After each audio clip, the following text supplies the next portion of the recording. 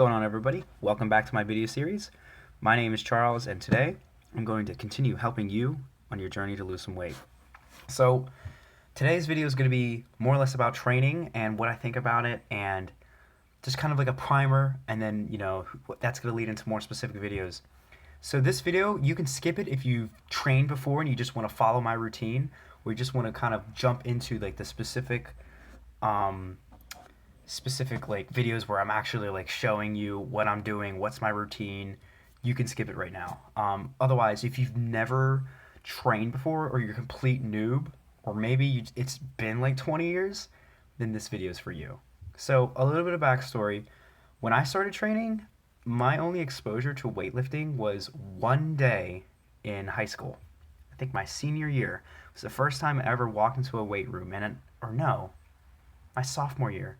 And that was the first time I ever walked into a weight room, and I thought it was cool, but I never had access to it. I could never stay after school and train. Usually the football and wrestling teams kind of, occupied all the time, so I never really had an opportunity. I had no rides. And at the time, there was no local gym in the area for me to go to. Even though in the back of my head, I always kind of like thought about it and wondered, but nonetheless, that was my experience. And I never had a coach. I never had a personal trainer. I only had the internet and my own resources. And just like, my nutrition video where I kind of like dispelled a lot of the myths and the confusion, regarding this, the same thing kind of exists online with training. You can literally Google, best training program for weight loss, and you're going to get 10 different experts claiming 10 different things, and they're going to say their program's the best. I'm going to give you the truth about training. It doesn't matter what you do. What matters is that you find a program, whether you make it yourself or you find one made for you, and you stick to it. And you challenge yourself every single time you go to the gym. If you can do those two things, you're going to see the progress and results that you're desired for, right? That's what I did. So I literally went on the internet. I was like, okay, I need a training program. What am I going to do? And I found Chris Gethin's 12-week cutting trainer or something like that. It's been watched more than 200 million times on bodybuilding.com. And it's like the most popular cutting program out there. And you know what? Like, if that's like good enough for you, be like, oh, that's what Chuck did, you can stop the video and you can go do it right now. And you're going to get good results. I'm not going to stop you. I did it. I still, from time to time, will train just like that video series. And that kind of taught me everything that not everything, but like a lot of where I began and what my foundations are. And still to this day, I'm a fan of Chris Gethin and his work.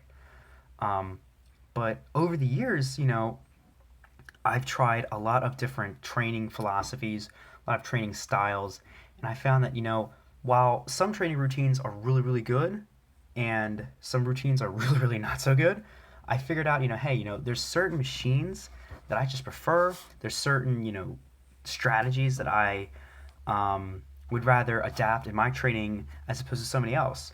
So, I've been lifting weights for more than 5 years now, and I'm at the point where it's like, I know what I want, I know what my goals are, and I'm going to train the way that I think best responds to my body.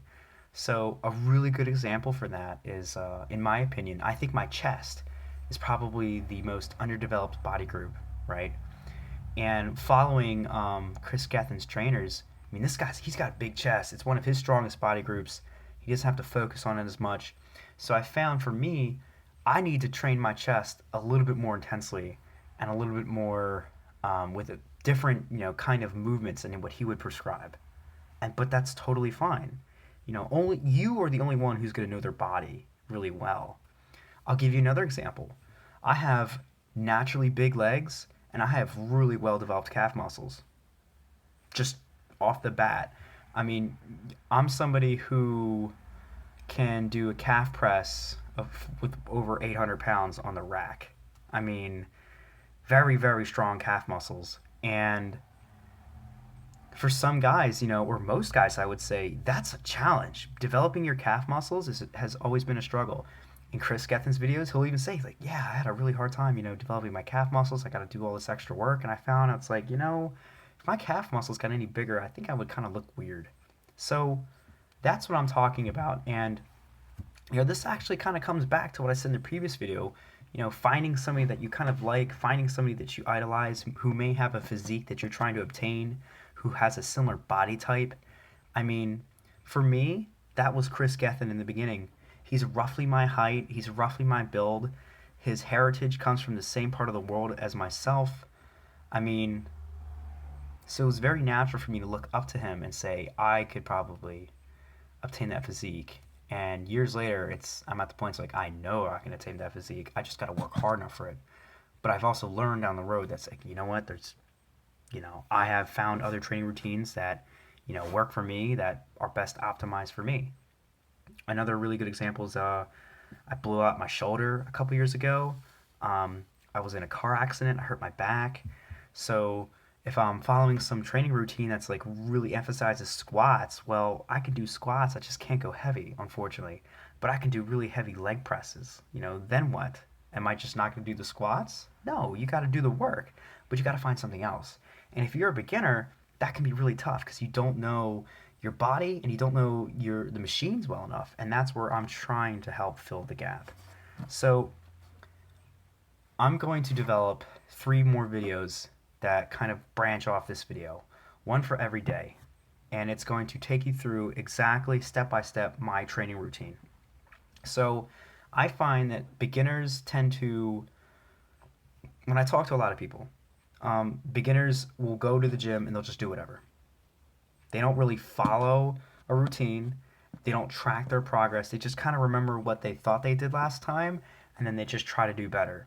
And that works for some people, but I find the best results, honestly, write down on like pen and paper, put it in your phone, keep a log. I know most gyms will, have clipboards where you can, reserve, like, put a sheet down and just keep track of it. Because honestly, you want to keep yourself accountable when it comes to your progress lifting in the gym. And quite frankly, you're never going to know truly how well you're doing unless you do that. So that's my first tip. You want to keep track of your progress. The second tip for beginners is that, you want to pick a routine, one that, if you want to follow mine, great. If you want to follow somebody else's, that's fine too. But you want to pick a routine that's going to build a really good foundation. So one of the problems I had when I was lifting in the beginning is that I didn't have any strength other than my legs. I mean, I walked into the gym, I could do a 350-pound leg press on day one. I just naturally have strong legs.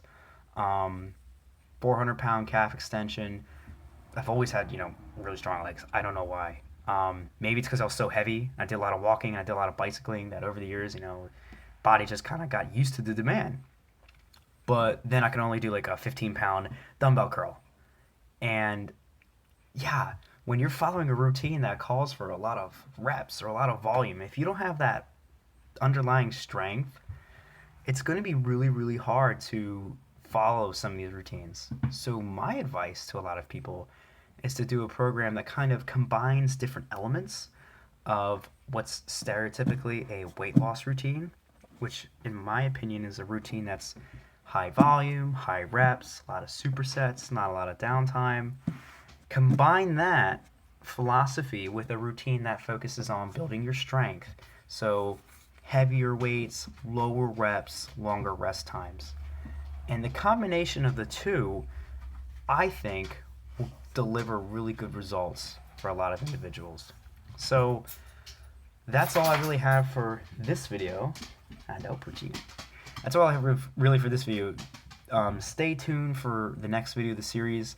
I'm going to take you guys through chest and back. Hopefully I can get my buddy to film me later today, and I'll show you guys exactly how it's done.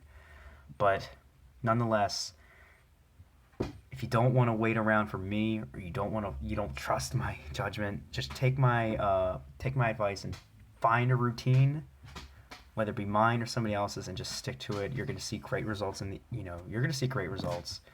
Yeah, that's pretty much it. So I hope you guys enjoyed this video. I hope you found it informative. My dog wants to play with me, so I'm going to spend some quality time with the pooch. You guys have a great day.